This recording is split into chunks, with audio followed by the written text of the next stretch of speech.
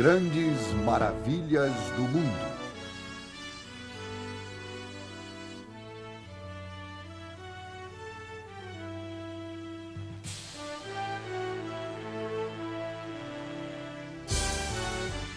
Maravilhas criadas pelo homem.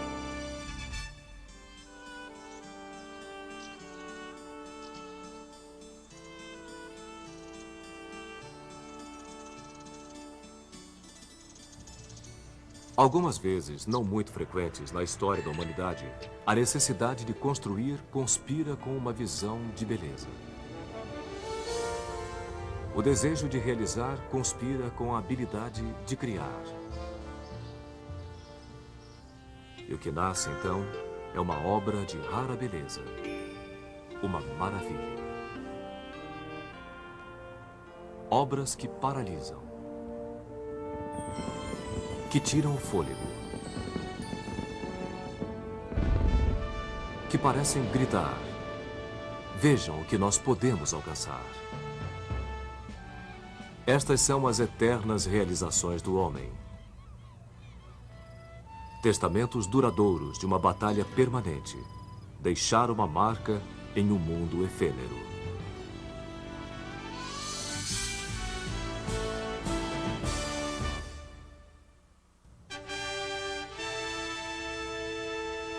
Coliseu de Roma.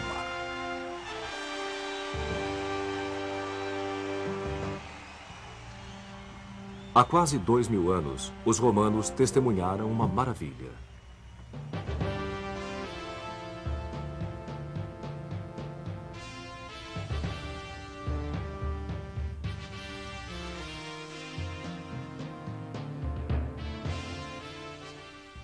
Aqui, onde o imperador Nero havia construído um palácio suntuoso com um lago artificial, um novo imperador, Vespasiano, quis deixar sua herança. Não com um grande palácio para seu próprio desfrute, nem com um templo para agradar aos deuses, mas com um imenso palácio para o público. Um anfiteatro para sediar os jogos, campeonatos e rituais que acabou se tornando a mais importante assembleia pública da capital.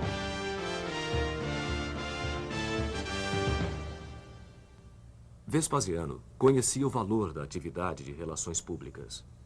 Quando ele assumiu o poder em 69 d.C., herdou uma cidade em ruínas. Um enorme incêndio havia destruído grande parte de Roma anos antes. O corrupto Nero, entre outros, havia irresponsavelmente esvaziado as reservas do tesouro, e o Senado romano estava espalhado em campos hostis depois de 2 anos de guerra civil. Vespasiano logo anunciou seu novo projeto. Ele iria drenar o lago artificial de Nero e construir um enorme anfiteatro público, o maior jamais realizado. Ele o batizou de Anfiteatro de Flávios, em homenagem a seu nome de família. As gerações seguintes passaram a chamá-lo de Coliseu, uma referência às suas proporções colossais. Graças a seu tamanho e a seu trabalho de engenharia, foi considerado o monumento mais ambicioso do mundo antigo.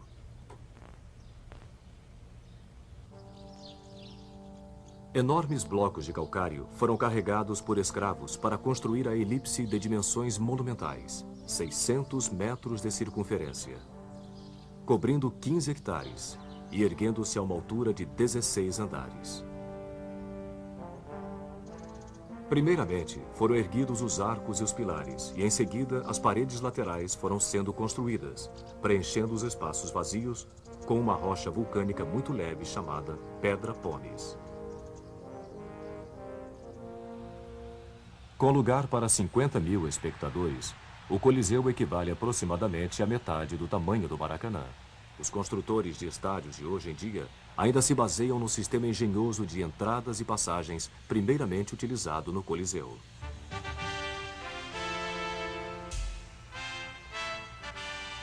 80 arcos estão distribuídos no nível do chão, formando 76 entradas. Os espectadores recebiam bilhetes com o seu número de entrada e podiam achar seus lugares tão facilmente que todo o estádio podia ser acomodado em menos de 10 minutos. Uma vez dentro, o lugar de honra era um grande palanque em mármore, onde o imperador se acomodava com sua comitiva, incluindo jovens virgens. Um pouco acima, sentavam-se cidadãos livres.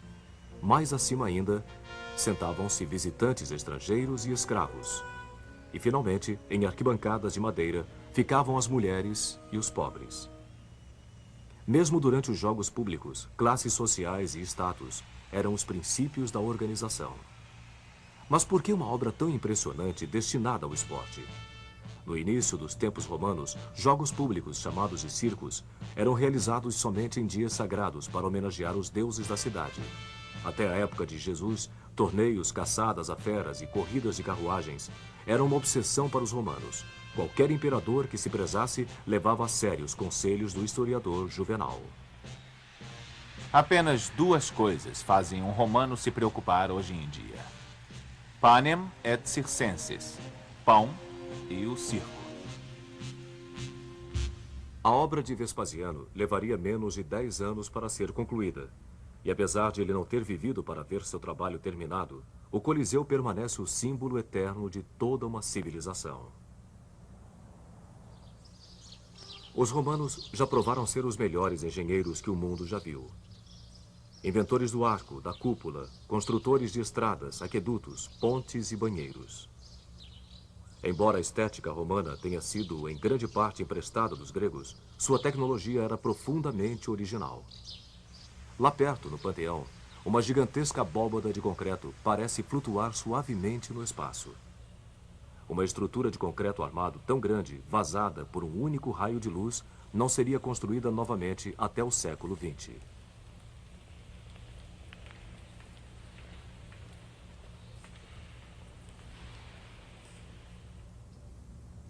Definitivamente, o Coliseu provou ser a maior herança arquitetônica de Roma.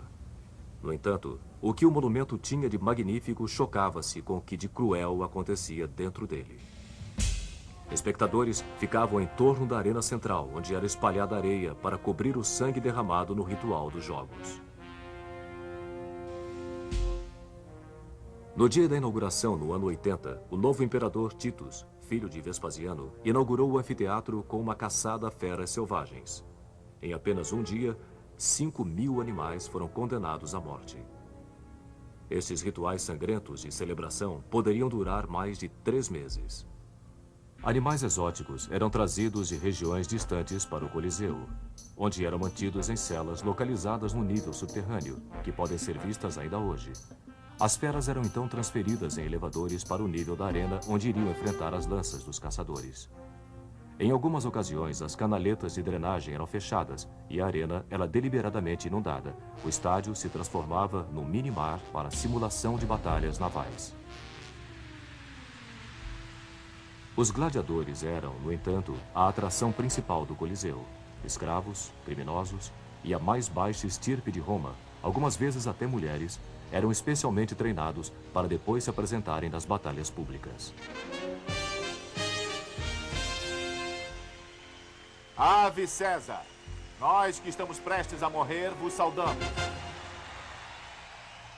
A coragem ou a covardia do gladiador era aplaudida ou vaiada pela multidão, que votava com as mãos o destino do perdedor. De acordo com alguns historiadores, polegares para cima ou uma onda de lenços abanando significavam que o gladiador viveria e poderia até mesmo se tornar um homem livre. Polegares para baixo condenavam o lutador a uma morte imediata.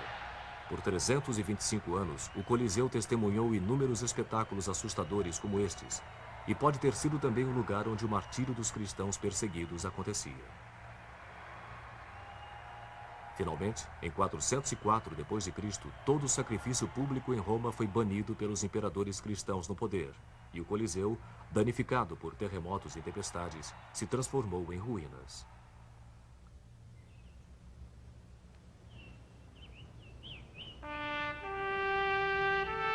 Através dos séculos, o Coliseu se transformou em uma pedreira de mármore, saqueada pelos vários Césares de cada nova era.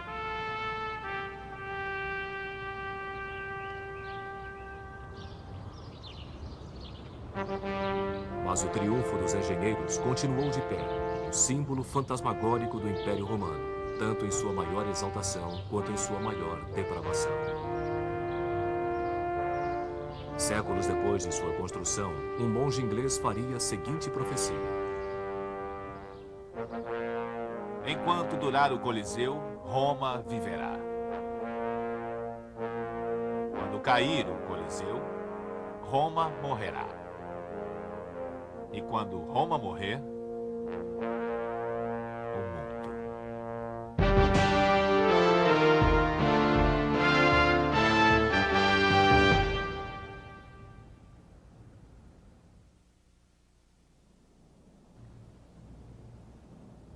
Machu Picchu.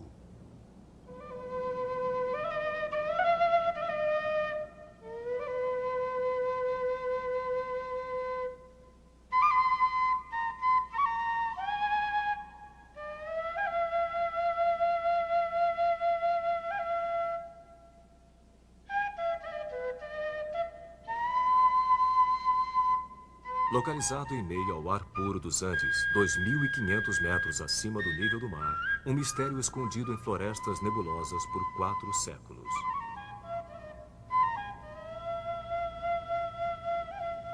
Crônicas do século XVI contam que estas montanhas impenetráveis esconderam a última cidade dos Incas, Vilcabamba, onde Manco Inca, o líder das crianças do Sol, desesperadamente procurou refugiar-se dos espanhóis, que haviam dizimado seu império em sua ânsia por ouro.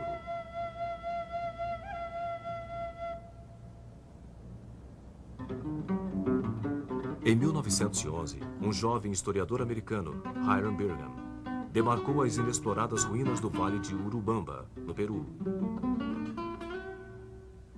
Índios locais o guiaram para o topo de uma montanha remota, a qual à primeira vista parecia totalmente hostil ao homem.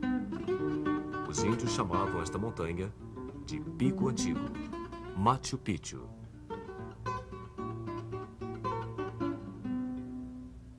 Bingham descreveu a viagem. De 4, nós nos precipitamos por uma grama escorregadia. Bem mais para baixo, Urubamba rosnava furiosamente.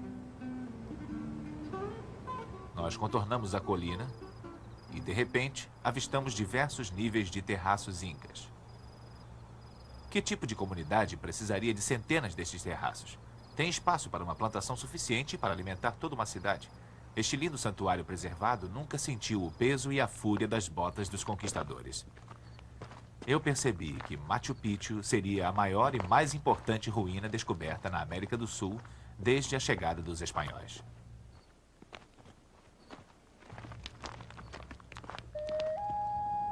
O que Bingham havia visto era extraordinário, mesmo que escondido pelo crescimento da selva. Um platô de 3.200 metros quadrados, com mais de 200 construções de inigualável técnica.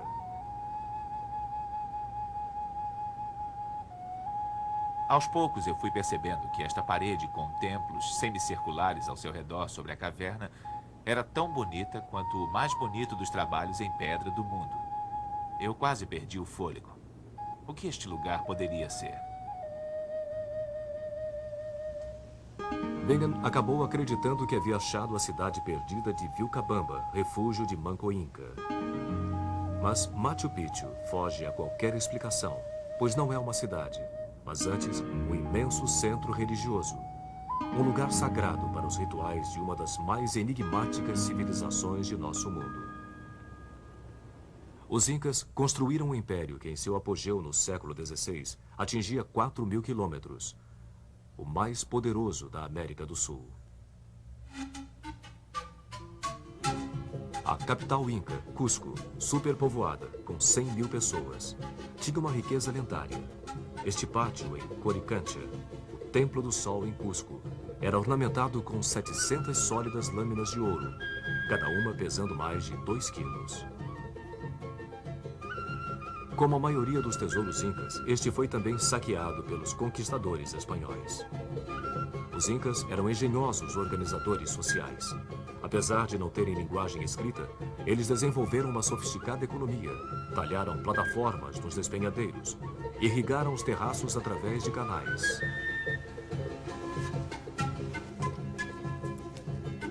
Cultivaram milho, batatas. Domesticaram alpacas e lhamas.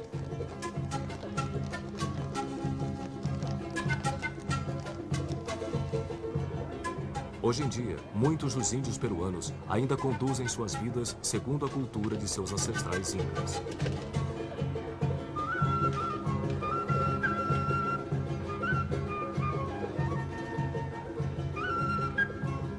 E falam Quechua, língua dos templos de Machu Picchu.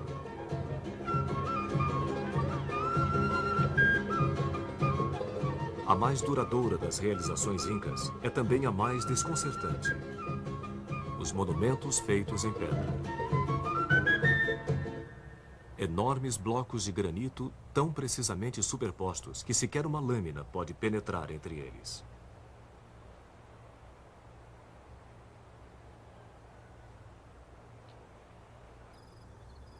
Os construtores arrastaram os blocos de suas pedreiras por quilômetros, e não existem indícios de que eles possuíam rodas, animais de tração ou ferramentas capazes de transportar e construir blocos tão perfeitos. Trabalhadores árduos, tal como seus descendentes, construtores incas transportaram penosamente cada bloco em um ritmo agonizante, arrastando-os pelo solo com cordas de fibras. Algumas vezes as pedras eram tão pesadas que tinham de ser abandonadas no caminho. Mas o homem não era punido. Os incas preferiam culpar as pedras, chamando-as de Sai Cusca, que significa pedra extenuante.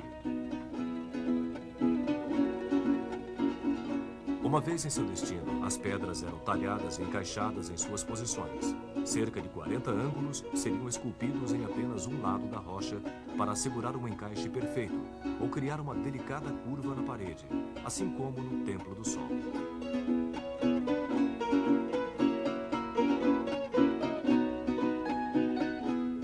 A forma trapezoidal da maioria das construções foi uma inovação inca com o objetivo de dar a estabilidade necessária durante os frequentes tremores de terra que abalavam os Andes.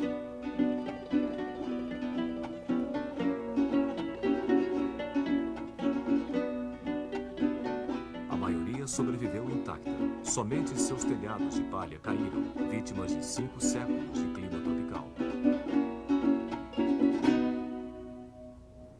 Mas o que justifica uma engenharia tão elaborada?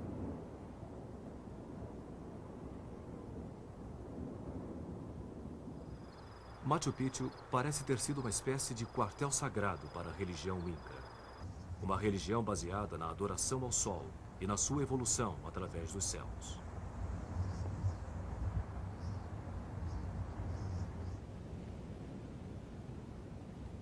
O Intihuatana, ou o lugar de pouso do sol, era um patamar de pedra que permitia aos incas prever os solstícios e equinócios do sol, tão críticos para a plantação e a colheita do milho.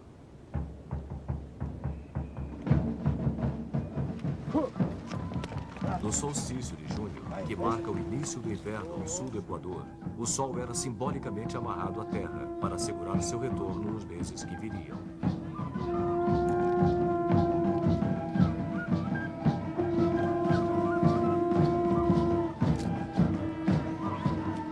O festival chamado Inti Raymi durava 9 dias e ainda pode ser visto na antiga fortaleza inca chamada Sacsayhuamán.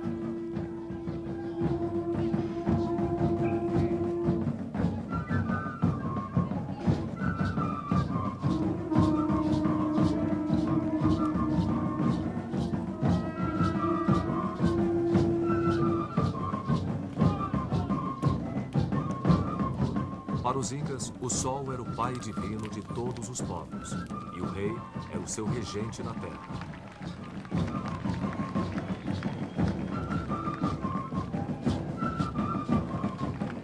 O ouro simbolizava as lágrimas do sol, e o milho era sua obra-prima dourada.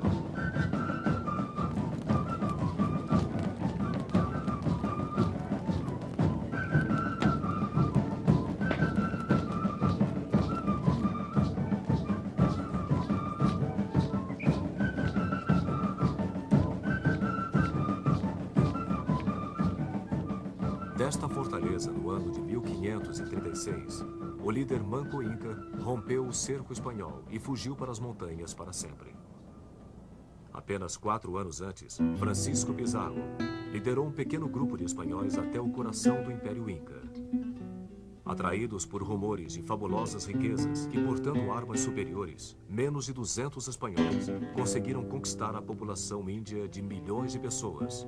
Mataram seu imperador, Atahualpa, e saquearam a capital. Em julho de 1533, os espanhóis já haviam coletado 24 toneladas de ouro e prata.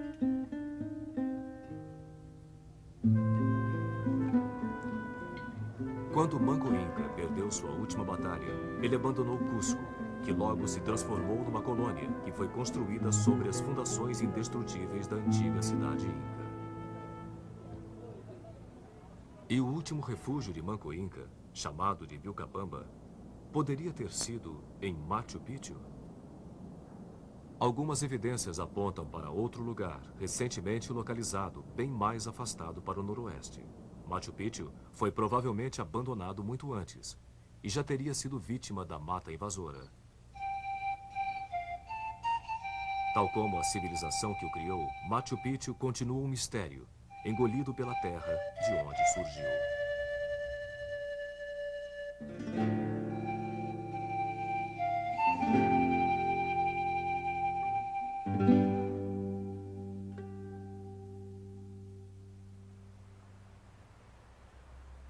A Muralha da China.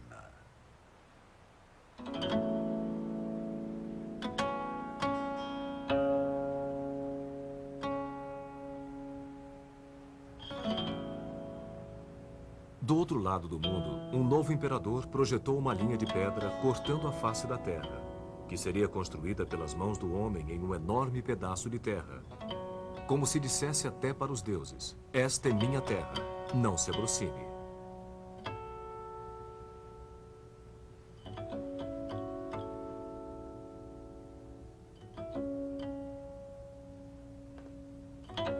A dinastia Ming da China livrou-se finalmente do jugo dos mongóis, forçando os descendentes de Gengis Khan a se retirarem para as estepes do norte.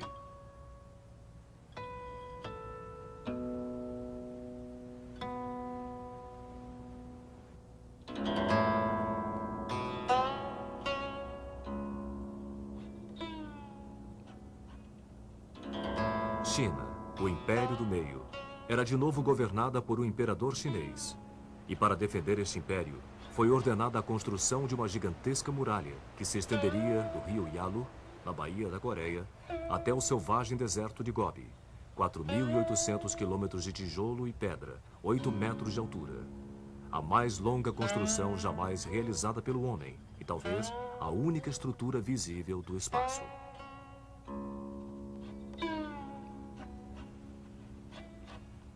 Se a muralha da China fosse esticada de ponta a ponta no Brasil, ela ligaria Macapá a Porto Alegre.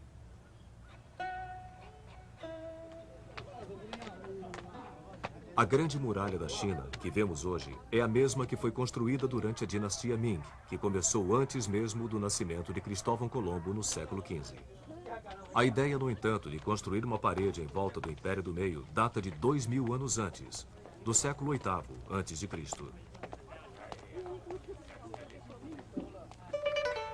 Nesta época, a China vivia um caos. Estados hostis lutavam entre si e contra tribos nômades que tentavam invadir pelo norte. Durante centenas de anos, uma sucessão de paredes em barro foram construídas entre montanhas e ao longo dos vales com o objetivo de manter afastados os vizinhos hostis. Todo este esforço, no entanto, era em vão. Mas no ano 221 a.C., um homem unificou a China e se proclamou o primeiro imperador, Qin Shi Huangdi. Em seu breve reinado de 12 anos, Qin Shi Huangdi ligou os milhares de quilômetros de antigas paredes em uma massiva muralha para a defesa militar contra os bárbaros. Um cinturão em torno de uma nação. Esta grande muralha simbolizaria a China para sempre. Ferozmente protetora, hostil a estrangeiros, prodigiosa por seu trabalho. Um povo unificado.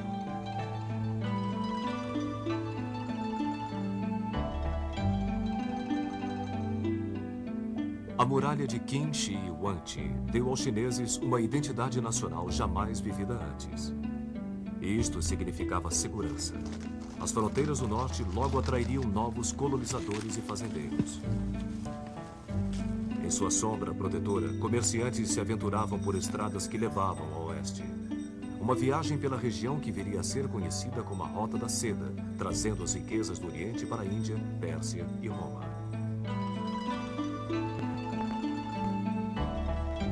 O imperador chinês escreveu: "Agora nosso povo está pacificado e não deve mais temer a guerra. Os homens trabalham na terra, enquanto as mulheres estão engajadas em suas tarefas."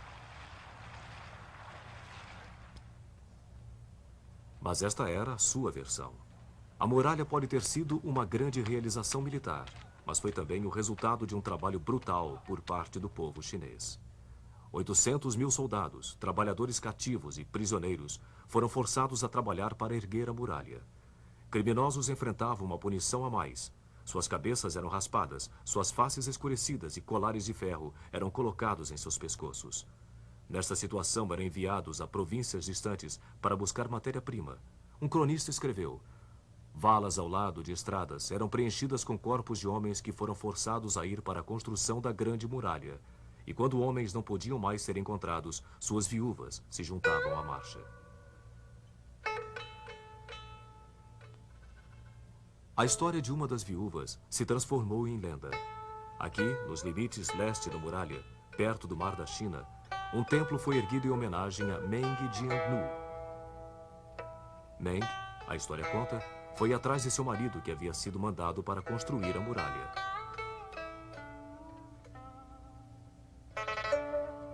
Quando ela soube que ele havia sido enterrado entre as barricadas, suas lágrimas fizeram a parede desmoronar.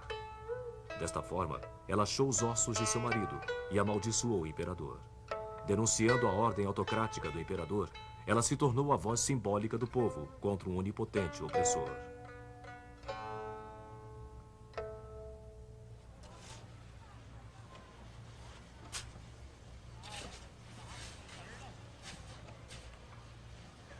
Muito pouco da muralha de Qin Shi Huangdi ainda existe hoje em dia. Esta fortificação de pedra é resultado de 200 anos contínuos de recuperação e obras durante a dinastia Ming. Este trabalho, por sua vez, está sendo restaurado em turnos ainda hoje.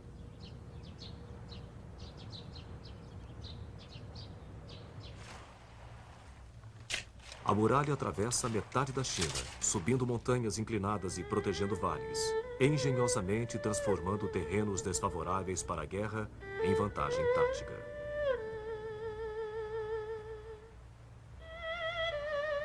Em Shanhai Guan, uma fortaleza circular de 4 quilômetros quadrados olha o horizonte como se fosse a cabeça de um dragão deslizando em direção do mar.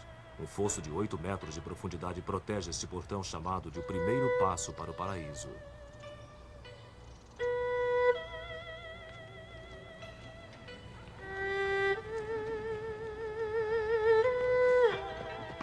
A 300 quilômetros dali, a fortaleza de Jiayuguan era o último entreposto do Império, já que depois deste ponto, em direção ao oeste, estava o vasto deserto mongol. Entre estes dois extremos, existe um conjunto de 25 mil torres de observação, controladas por guardiães que viviam nestes locais. Quando atacados, eles mandavam informação sobre as tropas inimigas por meio de sinais de fumaça durante o dia e sinais de fogo durante a noite. Estas informações percorriam centenas de quilômetros em questão de horas. Perto de Beijing, a toda poderosa fortaleza de Badalin foi construída cercada por diversas camadas de paredes externas, grande o suficiente para acomodar 5 cavalos montados ou 10 homens de infantaria marchando lado a lado. Suas duas faces asseguram que a muralha poderia servir de defesa dos dois lados, não importando por onde fosse atacada. Apesar de a muralha ter resistido aos arcos e espadas dos mongóis e dos manchus, ela mal conseguiu sobreviver aos rompantes ideológicos de nosso tempo. Durante a Revolução Cultural dos anos 60, desdenhando o passado histórico da muralha, fazendeiros roubaram muitas partes dela para usar em seus chiqueiros.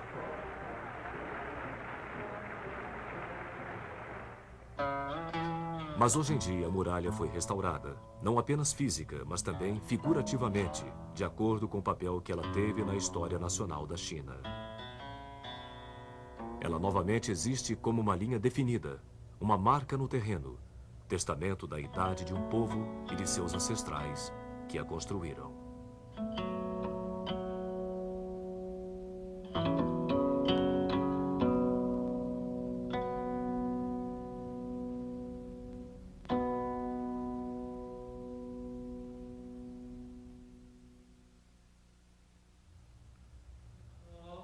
Kremlin.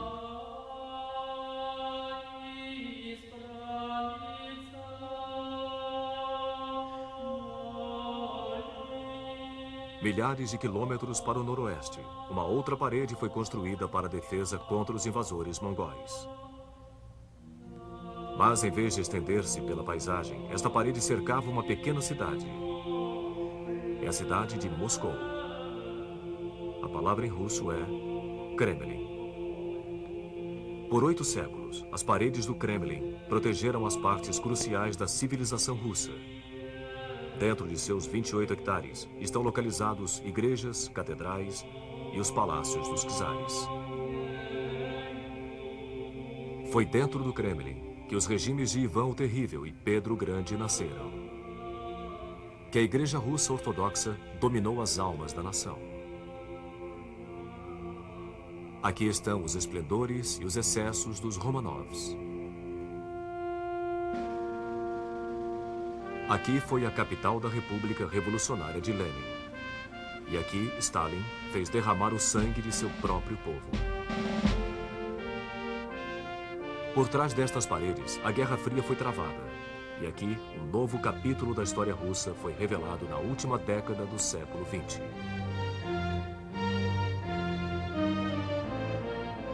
Todo o enredo da história do povo russo está incorporado pelas torres e cúpulas deste complexo. É um monumento aos seus maiores esforços e aos seus grandes fracassos. O escritor russo Mayakovsky foi ainda mais além. A Terra, tal como conhecemos, começa no Kremlin. O Kremlin teve, de alguma maneira, um começo mais modesto. Inicialmente, havia apenas uma fortaleza triangular em madeira que protegia os palácios do Principado de Moscou. Através dos séculos, o Kremlin foi se expandindo e passou a incluir igrejas, mosteiros, oficinas, casas. Mas foi Ivan III, conhecido como Ivan o Grande, quem no século XV visualizou que Moscou seria uma grande capital imperial, rivalizando com Roma e Constantinopla em autoridade religiosa. Ele adotou a águia dupla como seu emblema e ganhou o título de regente de toda a Rússia, um cargo que seus sucessores viriam a chamar de czar, modelando a si mesmos como os Césares romanos. Ivan expandiu o Kremlin, trazendo renomados arquitetos da renascentista Itália para transformar o complexo medieval.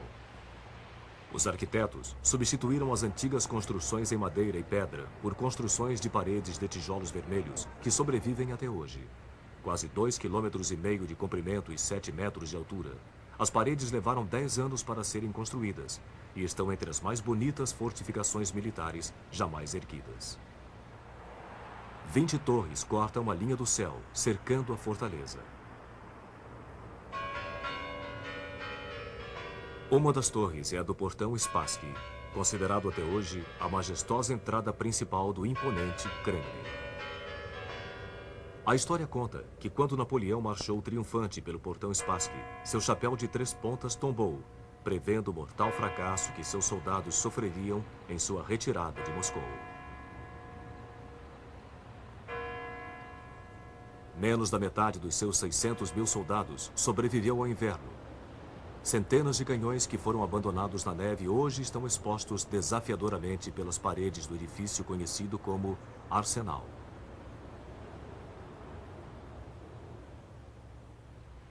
Mas se a espinha dorsal do Kremlin são suas paredes e torres, sua alma é representada pela Praça da Catedral.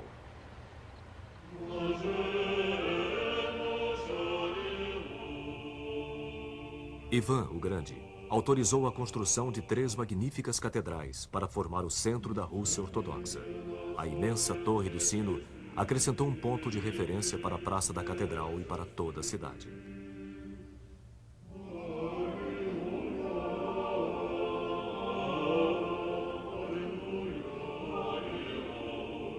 A Catedral de Ascensão, nomeada por Fioravante de Bolonha, tem uma forma simples, mas monumental, entre 5 cúpulas de ouro.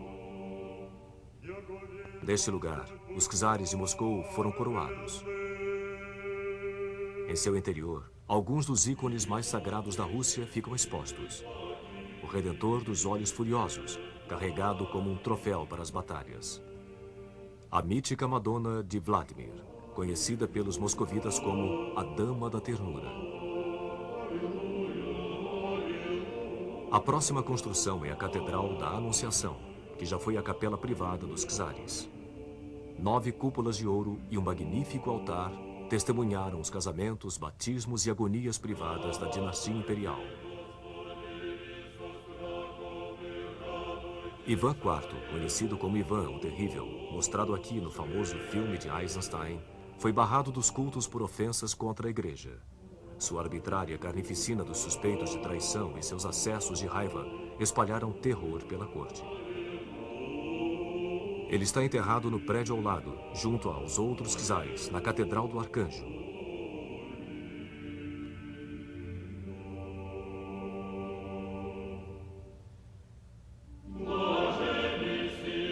Seu túmulo se encontra ao lado do de seu filho, que foi morto por Ivan com suas próprias mãos.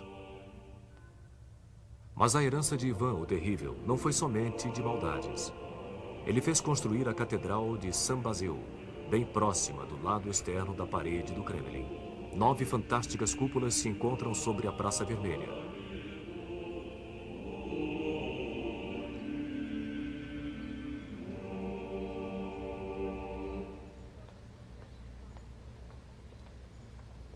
Foi por um capricho de Ivan que a catedral foi construída no meio do barulhento mercado público de Moscou, e não no solene complexo. O Kremlin testemunhou os excessos dos czares em meio à riqueza de seus palácios. Enquanto do lado de fora de suas paredes, servos e camponeses russos enfrentavam uma situação de miséria, a corte dos czares superava as capitais imperiais da Europa. Um visitante, ao ver o Kremlin pela primeira vez, comentou: horizontal e verticalmente, torres e cúpulas, pontas, cones, estruturas em espiral preenchem toda a vista. Deve ter sido invenção de Dante quando chegou aos céus russos.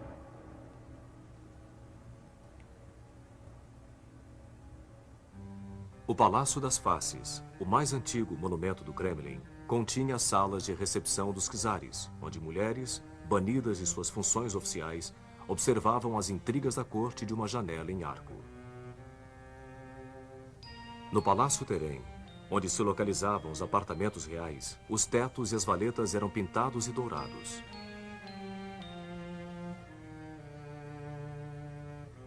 Neste palácio, o jovem czarevich Pedro, o primeiro Romanov, presenciou o assassinato de sua família. Com apenas 10 anos de idade, ele foi forçado a dividir o trono com seu meio-irmão, literalmente um duplo trono, enquanto sua meia-irmã, Sofia, discretamente passava instruções para o jovem czar. Foi Pedro quem, em 1712, colocou um fim das intrigas sangrentas do Kremlin, transferindo a capital para a nova cidade do norte, São Petersburgo. Mas o Kremlin permaneceu uma casa longe de casa para os Romanov. Durante os 2 séculos seguintes, os antigos palácios foram reunidos no Grande Palácio do Kremlin, que se tornou a peça magistral da corte imperial.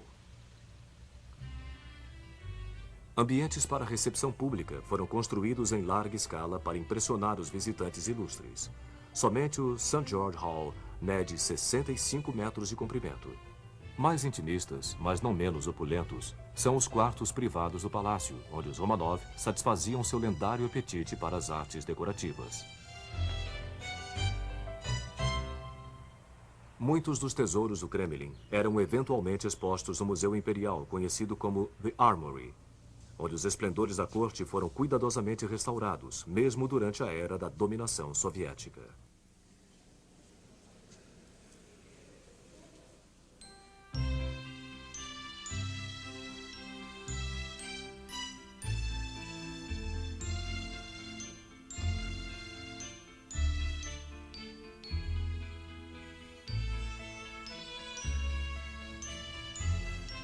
Mas a extravagância da vida no Kremlin não poderia sobreviver à profunda insatisfação das classes menos privilegiadas.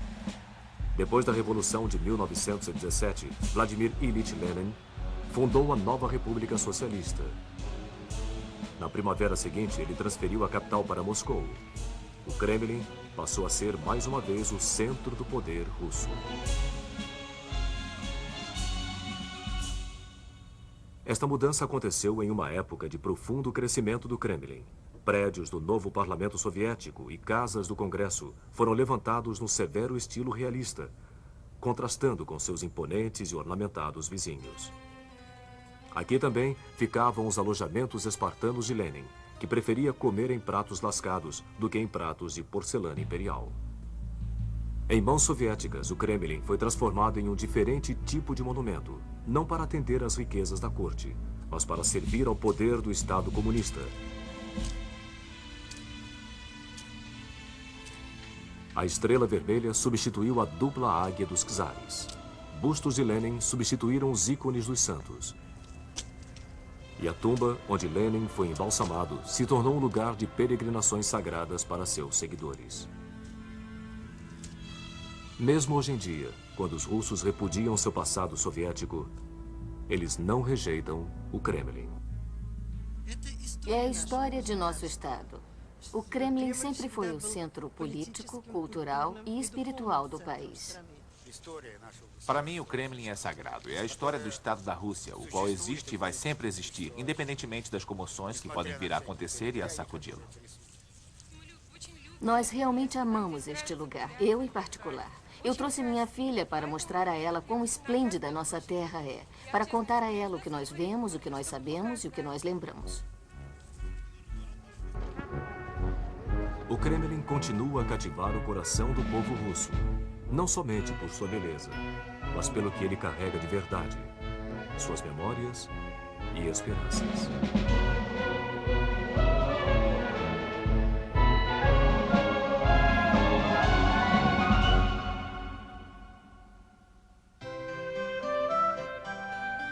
Versalhes.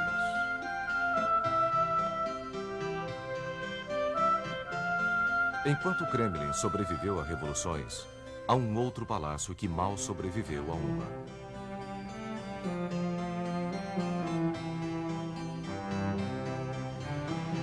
Um palácio tão majestoso, tão pomposo, tão excessivamente aristocrático, que deixou uma dupla herança: a capital da arte europeia e o símbolo da arrogância real.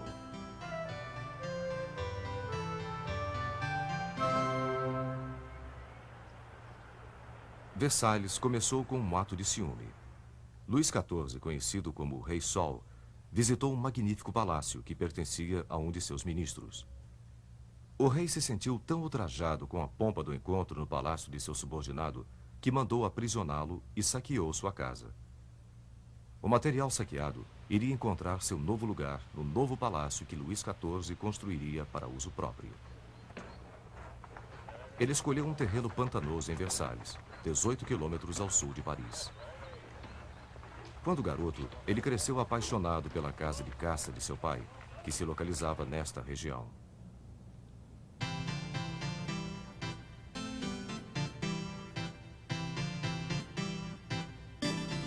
Versalhes seria a nova corte da França. Mais de 22 mil trabalhadores foram contratados para transformar 250 acres de pântano nos mais bonitos palácios e jardins do mundo.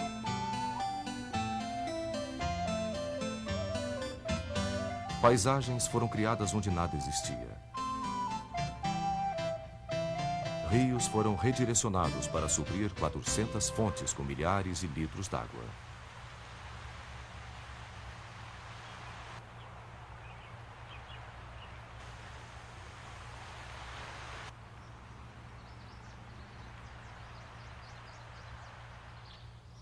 Quando o fedor das latrinas de Versalhes se tornava insuportável, Luís XIV tinha 3.000 árvores de fragrância em caixas estrategicamente arrumadas.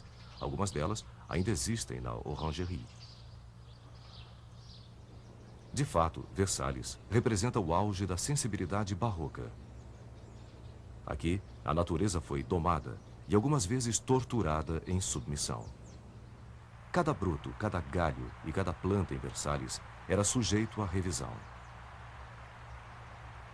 Árvores eram posicionadas ao longo dos caminhos de tal forma que não fizessem sombra nas magníficas estátuas que enfeitavam o jardim.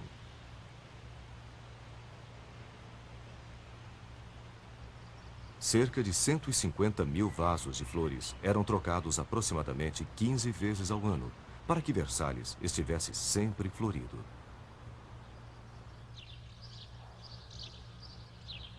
As diferentes alas de Versalhes impunham uma ordem racional e humana em uma incompreensível dimensão de luxo. Luís XIV queria um palácio de onde pudesse manter um olho nas intrigas da corte. Desta forma, Versalhes foi construído para hospedar cerca de 3.000 nobres, cortesãos, damas de companhia e todos os seus atendentes. 700 quartos foram decorados com mármore, brocado, veludo e ouro.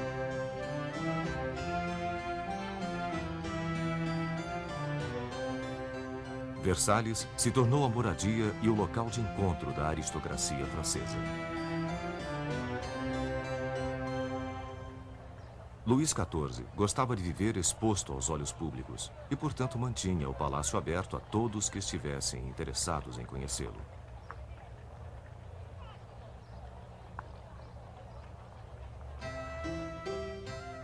Exatamente no centro arquitetônico deste palácio dourado estava o quarto de Luís XIV.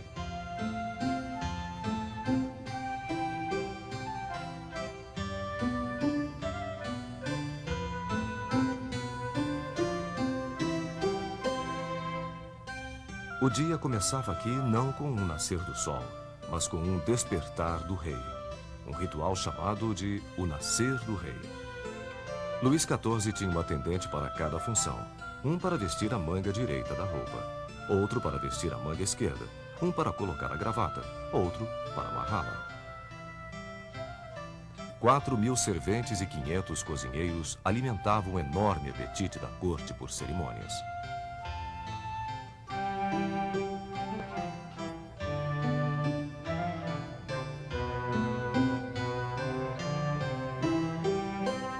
Os dias na corte eram vividos em uma intrincada rede de recepções, encontros, refeições, performances teatrais, peças, apostas, despachos e bailes elegantes.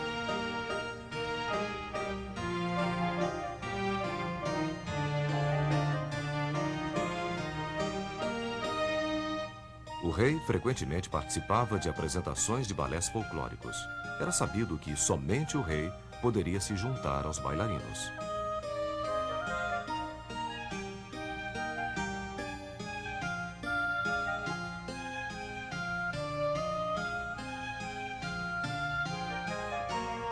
A Sala dos Espelhos era uma das dezenas de salas de recepção.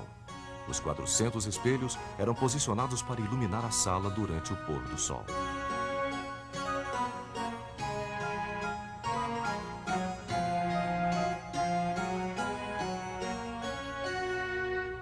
Na Sala dos Desenhos, adjacente à Sala dos Espelhos, cortesãos ganhavam ou perdiam influência, dependendo da moda de cada dia.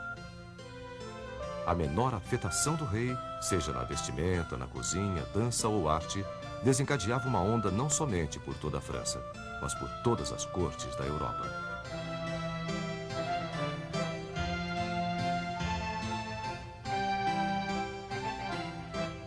E o mesmo poder tinha Felizarda Dama, que mais recentemente tivesse conquistado a atenção do rei. A Marquesa de Montespan manteve esta influência por um certo tempo. Como Luís XIV queria passar algum tempo com ela longe dos olhos da corte, ele mandou construir um palácio menor nos arredores de Versalhes, Le Grand Trianon.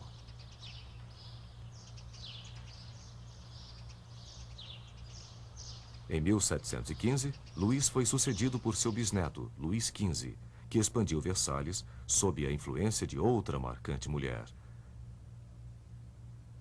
Madame de Pompadour, sua amante por 20 anos. Ela também queria uma casa afastada da corte, e Luís XV construiu o Petit Trianon. Mas Madame Pompadour não chegou a ver seu palácio pronto, e ele se transformou mais tarde na casa de encontro do rei com sua nova favorita, a Condessa de Paris. Mas foi uma outra mulher de Versalhes quem iria representar os excessos da corte francesa, Maria Antonieta. Maria, que era austríaca, acabou ocupando este leito através de um casamento politicamente arranjado e extremamente impopular com Luís XVI. Ela nunca conseguiu conquistar o povo francês, mesmo tendo feito o seu melhor para impressionar a corte. Maria tinha uma queda pelo estilo de vida rústico, pelo menos a sua versão real. Para satisfazer seu gosto pelo campo, uma vila charmosa foi artificialmente construída com seu próprio pequeno moinho e com antigas cabanas que tinham suas paredes cuidadosamente rachadas e tudo mais que fosse necessário para caracterizar a vila. Foi nesse seu refúgio idílico que, em 5 de outubro de 1789, Maria Antonieta foi alertada sobre o fato de que a Revolução Francesa chegara a Versalhes. Raivosos parisienses estavam se aproximando do palácio. A família real deixou Versalhes na manhã seguinte e nunca mais retornou. E Versalhes, que apenas 6 anos antes havia assinado o tratado que dava à América sua independência, agora era considerado um símbolo da tirania em seu próprio país.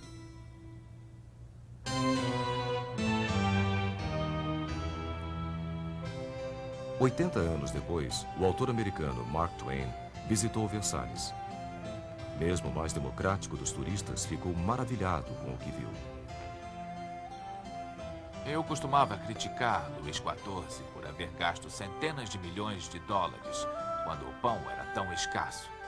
Mas eu o perdoo agora. É maravilhosamente bonito. Você fica engasgado, admira e tenta entender que é real, que está na Terra, que não é o jardim do paraíso. E você quase acredita que é parte de um sonho exótico.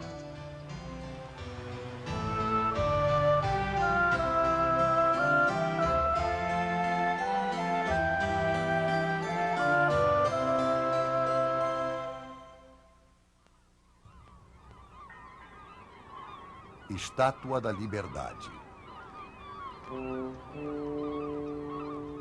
Durante toda a viagem, eles estavam falando que nós iríamos encontrar uma bonita senhora com uma tocha. E eu não conseguia visualizar a cena.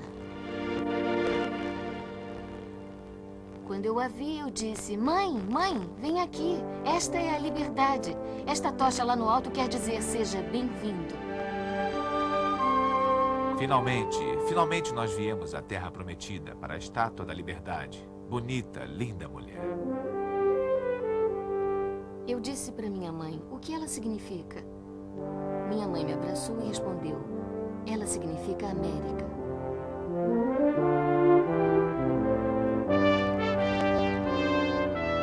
Ela ergue-se das águas da enseada de Nova York. Um colosso moderno de metal, o maior jamais inventado. Até os dias atuais, o mais duradouro símbolo da esperança americana para o país. Tal como os milhões de americanos que passam por ela, a história da Estátua da Liberdade começa do outro lado do oceano, em um país tumultuado. O ano era 1865. Em Paris, o regime duro e beligerante de Napoleão III tornou o democrático sonho da Revolução Francesa em uma memória sombria. Para alguns liberais franceses, a América era a verdadeira inspiração dos ideais democráticos perdidos da França. Eles almejavam a fraternidade que uma vez ligara Washington a Lafayette. Entre eles estava o escultor Frédéric Bartholdi, que pensou em desenvolver um monumental presente para a jovem nação. Eu tentarei glorificar a República e a liberdade lá, na esperança de um dia achá-las aqui de novo. Ele queria que seu presente fosse a primeira coisa que os visitantes vissem quando entrassem no Novo Mundo. Então escolheu Bedloe's Island como lugar indicado. Se os americanos pagassem por um pedestal, ele prometeu a si próprio que a França pagaria por uma estátua colossal. Bartholdi pensava sempre grande. Seus trabalhos mais recentes eram bombásticos e patrióticos, mas eles eram pequenos comparado a este próximo trabalho que iria levar 15 anos para ser feito. ele nomeou Liberdade Iluminando o Mundo. Moldar a estátua foi a maior realização de Bartholdi. Na França, ele começou a testar modelos em cerâmica e bronze em tamanhos cada vez maiores.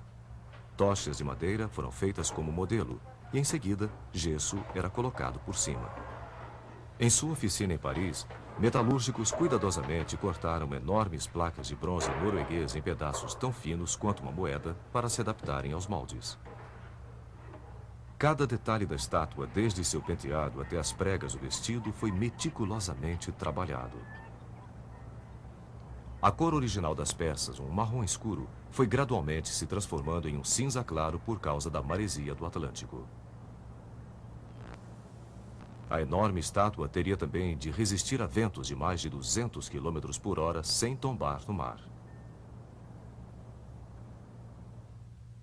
Bartholdi procurou o mais brilhante engenheiro civil da França, Gustave Eiffel, para desenvolver um engenhoso sistema de suporte de 1.800 vigas, incluindo um esqueleto principal e uma série de estruturas que permitiriam as placas de cobre expandir e contrair de acordo com o tempo, sem rachar. O andaime desenvolvido por Eiffel era o mais alto jamais criado até então, elevando a gigantesca senhora por sobre os tetos de Paris para que todos pudessem ver. Mas enquanto Paris estava exultante, a América vacilava. As contribuições eram pequenas. Tinham arrecadado bem menos do que os 250 mil dólares necessários para a construção do pedestal. Bartholdi levou a tocha para exposições beneficentes em que visitantes eram convidados a conhecer e subir no pedestal. Finalmente, o editor Joseph Pulitzer conclamou os cidadãos de Nova York a apoiarem o pedestal. O pedestal sozinho já era uma obra-prima da engenharia e foi desenvolvido por Richard Morris Hunt para harmonizar com a estátua e não competir com ela, e principalmente para suportar um peso de 225 toneladas de ferro e cobre.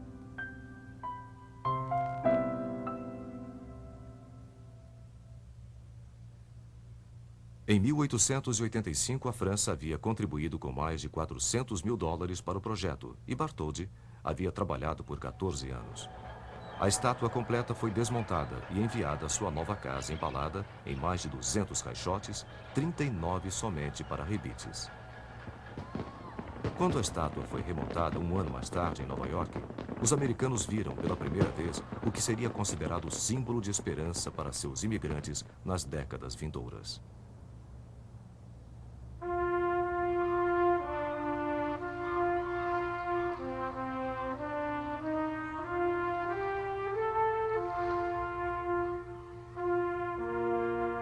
A estátua terminada era da altura de 15 andares, com um dedo sozinho medindo 3 metros.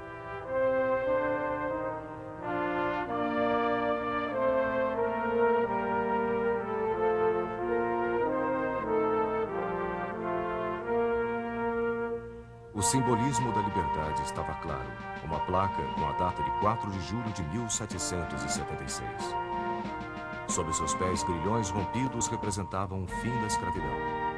Sua coroa de 7 pontas tenta tocar os 7 continentes e os 7 mares, e carrega o anseio de liberdade de todo o mundo. Bartholdi queria que ela fosse acesa pelo lado de dentro, e no início do século XX, uma fraca luz elétrica saía das brechas da tocha. Este modelo original está em exposição em um museu próximo à estátua. Reformas recentes colocaram uma nova tocha com folhas de ouro de 24 quilates para incrementar a ilusão de iluminação. Aqueles que vieram em busca do abrigo da tocha vieram atrás de uma vida melhor, fugindo de exércitos, para juntar-se a um parente, livrar-se de um perseguidor. Eles vieram por causa de rumores de ouro nas ruas. Vieram em trapos. Ironicamente, suas primeiras horas na Terra da Liberdade eram gastas normalmente confinadas na Ellis Island. Imigrantes a chamavam de Ilha das Lágrimas. Aqui, à sombra da Estátua da Liberdade, 16 milhões de almas esperançosas invadiram Great Hall, esperando sua sorte. Alguns deles condenados a serem postos de lado, doentes, ou que aparentavam ser mentalmente deficientes eram impedidos de entrar no país e voltavam nos mesmos navios que os havia trazido.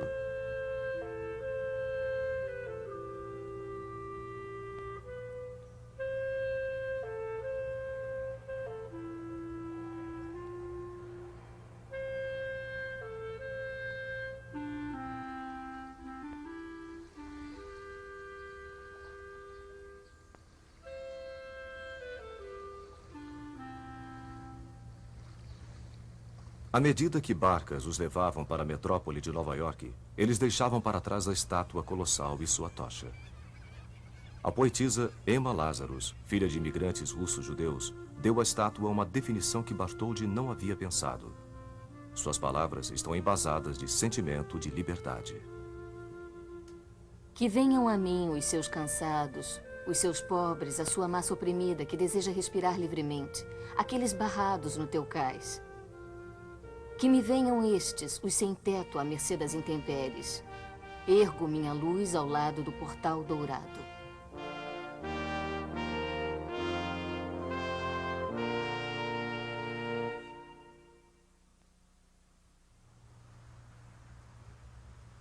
Torre Eiffel.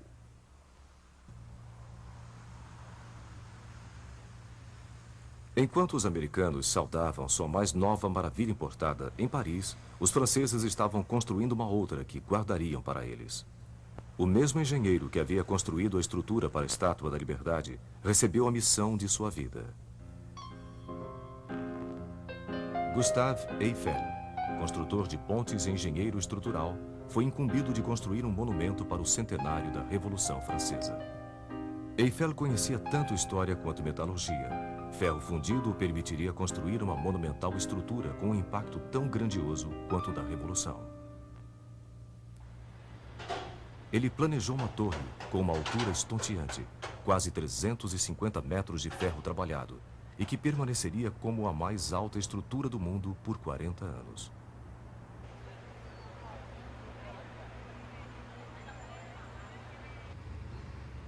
Eiffel usou novas tecnologias de pré-fabricação para fundir 12.000 traves.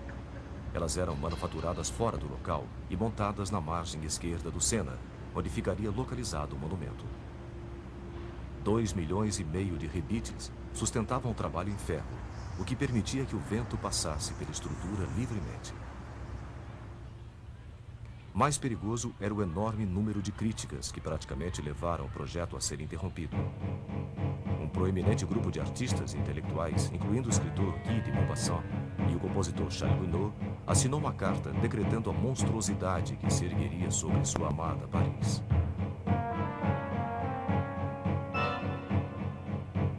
A inútil e monstruosa Torre Eiffel é como uma gigantesca chaminé preta de uma fábrica. Esmagando com sua enorme massa a Notre-Dame.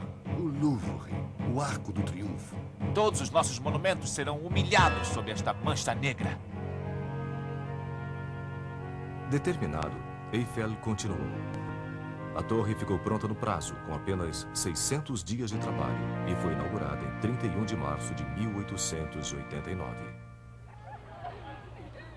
Mais de 2 milhões de parisienses curiosos passaram pela torre neste primeiro ano, rabiscando seus nomes nas vigas e comprando souvenirs. Eles almoçaram no restaurante localizado na torre e subiram nos engenhosos elevadores por entre a estrutura de metal para ver o que nunca haviam visto antes. Um visitante era Edmond de Goncourt.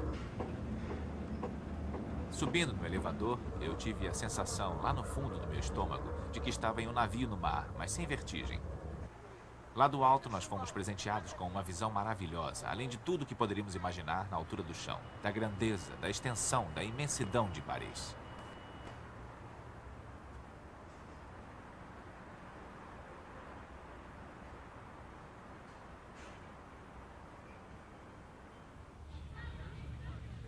A torre mudou a maneira como os parisienses viam o mundo à sua volta. Paris não era mais simplesmente uma cidade de ruas e bulevares, mas tinha agora uma estonteante vista nova, do céu e do horizonte, tons de cores e luzes. E os artistas de Paris viram a sua antiga vista com novos olhos. Os pintores da cidade, já responsáveis por revolucionar o mundo da arte, tinham agora um monumento digno de sua moderna visão da cidade. De uma certa maneira, Eiffel criou em ferro o que artistas estavam criando em óleo. Georges Seurat usou os mais básicos elementos da pintura, luz e cor, e aplicando-os corretamente, produziu uma impressão maravilhosa de leveza, uma beleza atemporal. Mas da mesma forma, Eiffel esculpiu com alguns componentes essenciais da arquitetura. Vigas e traves foram empregadas para formar uma estrutura que, vista de longe, parece, de alguma maneira, ser leve como ar. Uma silhueta eterna, sem fim. Mais tarde, uma camada de tinta laranja foi adicionada gradualmente, clareando para um amarelo pálido, para intensificar a impressão de que a torre está flutuando no céu. Mas mesmo depois de terminada, a torre sofreu algumas críticas. Maupassant manteve sua posição crítica. Na verdade, ele disse ter gostado de jantar na torre, porque era o único lugar em Paris onde ele não tinha de olhar para ela. A Torre Eiffel chegou mesmo a ter sua demolição programada em 1909. Somente o seu novo uso como torre de rádio a preservava. E quando sua altura ajudou a interceptar as transmissões do exército alemão durante a Primeira Guerra Mundial, a permanência da torre foi garantida.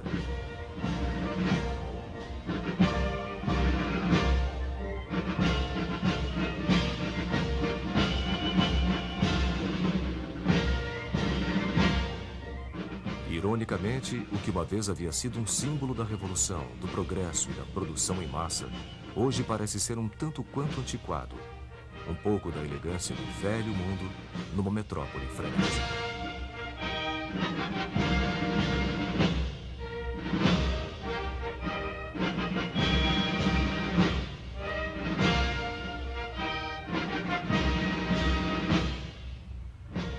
Mas, para sua época, a torre representou um passo ousado. Ela representou as boas-vindas à era moderna. Misturou beleza com tecnologia, garantindo que os dois poderiam coexistir.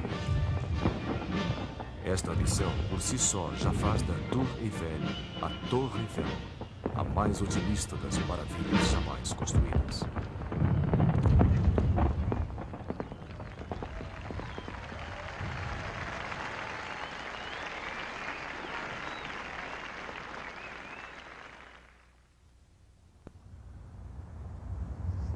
Monte Rushmore e Crazy Horse. No coração da América, um outro sonho audacioso se tornou realidade no paredão de uma montanha de granito. Nas montanhas negras de South Dakota, em meio a desfiladeiros que eram como testemunhas às curvas e à idade do terreno, um homem decidiu colocar sua marca em uma das montanhas. Não apenas uma expressão pessoal de seus dons artísticos, mas um monumento aos princípios fundamentais de uma nação democrática.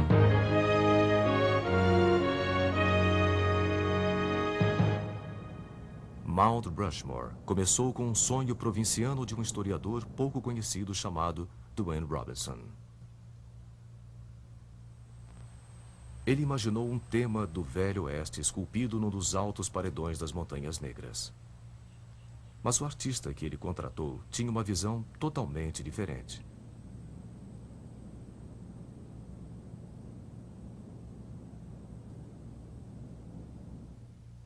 Gutzon Borglum era o filho americano de imigrantes dinamarqueses, um dedicado pintor e escultor que havia estudado com Auguste Rodin e que já havia feito várias esculturas de figuras históricas, tais como Abraham Lincoln e Robert Lee. Neste quadro monumental, Borglum imaginou mais do que um tributo ao Velho Oeste.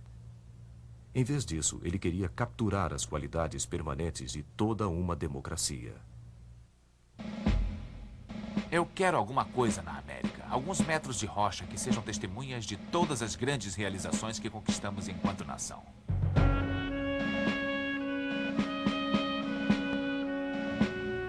Borglum investigou a fundo a psique americana para descobrir os arquétipos dos ideais nacionais.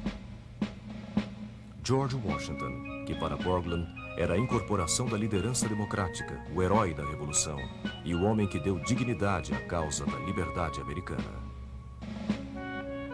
Thomas Jefferson, estadista e filósofo, autor da Declaração de Independência e profundo defensor das liberdades individuais. Abraham Lincoln, que simbolizou a força da União Americana e o direito de todos os cidadãos à liberdade. E Teddy Roosevelt, personificação da robusta expansão da nação, com o comprometimento de preservar seus recursos naturais e de promover liberdade empreendedora. Mas como modelar numa montanha estas 4 faces? Primeiramente, Borglum e Robinson acharam um lugar com a combinação certa de superfície, integridade estrutural e iluminação solar. O trabalho de Borglum começou em 1927 e iria continuar esporadicamente por 14 anos. Envolveria mais de 300 trabalhadores e, finalmente, custaria quase $1 milhão.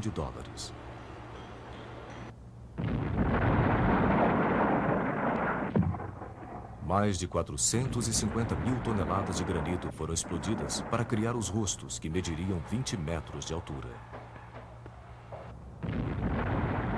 A montanha estava parecendo ser incontrolável.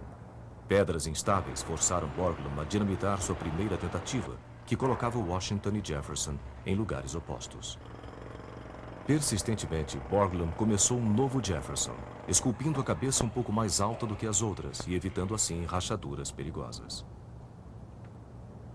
O sucesso de Borglum em Mount Rushmore dependia, além da engenharia, de alcançar beleza artística em uma escala ampla. Borglum conseguiu passar emoção além das rochas. Uma ponta de granito na cavidade da pupila conseguiu dar a impressão de brilho no olhar. Borglum havia planejado esculpir todas as figuras até a altura da cintura, mas morreu em 1941, antes que pudesse terminar. Seu filho, que apropriadamente recebeu o nome de Lincoln, completou as cabeças, mas o começo da Segunda Guerra Mundial impediu que houvesse qualquer cerimônia de inauguração. Finalmente, 50 anos depois de estar pronto, Mount Rushmore foi oficialmente inaugurado em julho de 1991, colocando o selo final num monumento que veio para representar as conquistas do espírito humano. Gutzon Borglum. Nós acreditamos que o memorial à nação deve ter serenidade, nobreza, poder, tal como tinham Washington, Jefferson, Lincoln e Roosevelt, esculpido nas alturas o mais perto do céu que podemos, para mostrar à posteridade que tipo de homens eles eram. E aí devemos rezar para que estes marcos durem até que o vento e a chuva os desgastem.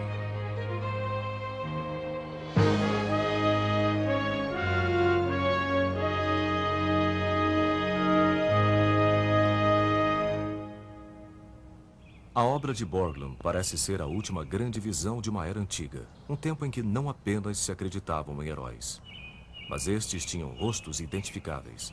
Uma era em que artistas ainda tinham a experiência humana como sua inspiração e ousavam fazer afirmações em escala sobre-humana.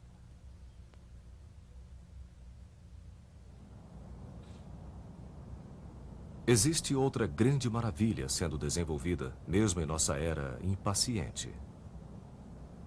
E ela está localizada a apenas 27 quilômetros da obra-prima de Borglum, em Mount Rushmore. Aqui, um órfão meio americano, meio polonês chamado Korczak Ziolkowski começou a mais ambiciosa escultura em rocha de todos os tempos.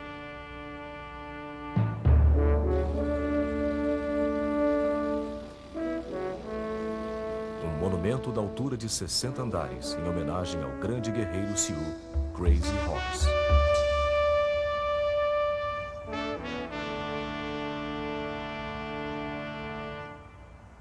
Durante os anos 30, enquanto os rostos de presidentes americanos descendentes de europeus começavam a tomar forma na rocha de granito em South Dakota, o chefe urso em pé, da nação Sioux, fez a Korczak uma pergunta desconcertante. Onde estavam os monumentos de seu povo, dos heróis de uma tribo que povoou a região por 400 séculos, mas que havia sido aniquilado em menos de 4 décadas? A resposta de Korczak foi que ele dedicaria o resto de sua vida à construção de um moderno colosso, ao Crazy Horse. A escala é inacreditável. Todas as 4 cabeças de Mount Rushmore caberiam em apenas uma cabeça do Crazy Horse. Korczak viu nesse lendário guerreiro a dignidade heróica de um povo vencido. Ele se dedicou à sua tarefa com a mesma perseverança que seu outro herói e mentor, Gutzon Borglum. Excêntrico e visionário, Korczak investiu milhares de dólares de seu próprio bolso nos direitos sobre a montanha. E em 1947, com menos de $200 de capital próprio, ele começou sua tarefa hercúlea. Eu sou um contador de história na pedra, mas isto é tudo o que eu sou. Eu quero dizer ao mundo que existiu aqui, em uma determinada época, um povo que era admirável. Eu não pretendia fazer isto tão grande. Eu pretendia fazer algo em torno de 35 metros de altura. Puxa, uma figura com 35 metros parecia nada, e aí eu resolvi. Vou esculpir toda a montanha. Depois de 4 décadas, 8 milhões de toneladas já haviam sido tiradas da montanha. Korczak sabia que não viveria para ver seu trabalho completo. Quando morreu em 1982, deixou planos para a continuidade da obra, que está agora sendo trabalhada por sua viúva Ruth e a maioria de seus 10 filhos. Eu acho que ele pensava que não havia limites para o que se quer fazer quando realmente se deseja fazer. Se você realmente acredita naquilo, trabalha duro o suficiente e está disposto a pagar o preço necessário, você pode fazer o que quiser. Você pode ser o que quiser neste mundo. Korczak simplificava sua própria filosofia citando um velho ditado que ele ouviu certa vez. Quando as lendas morrem, os sonhos acabam. Quando os sonhos acabam, não existe mais grandeza. Crazy Horse espera pelo próximo sonhador. Em suas sombras, um ouvinte pode ouvir a história de todas as criações humanas, tão atemporais quanto o vento das montanhas. Um sussurro de antigos heróis. A inspiração de antigos realizadores. É um chamado a grandes visões e grandes realizações. Um apelo para deixar uma marca, para criar uma nova maravilha.